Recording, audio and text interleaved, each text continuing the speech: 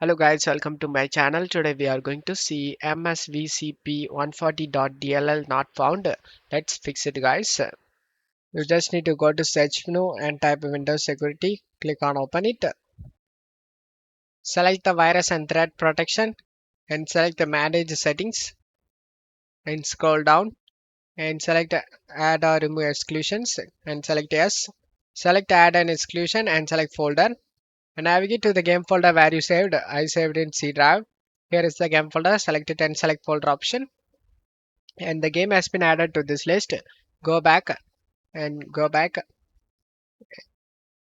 and select this protection history option. In here, you can able to see listed one by one. Just click on it and select yes option.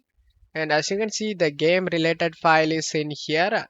As you can see, select the action option and select restore and select the yes option to restore the game file.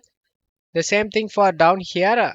You just need to click on one by one and restore the files. Make sure you restored all the files related to the game and then just close stuff here and right click on the game on the desktop and select open file location and scroll up and double click on the redist. Double click on this quick SFV and select this file and select open.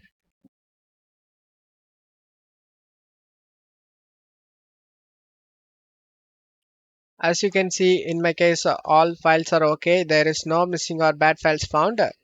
If in your case the bad file or missing file is found, then you just need to check my video description for this video link. Just uninstall and reinstall the game by following these video steps, and this should fix your problem, guys. For the people who doesn't have this missing or bad files, then you are good to go. Just to close stuff here and launch the game.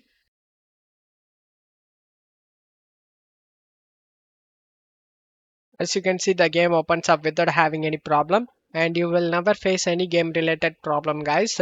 Don't forget to leave a like, guys. Thank you.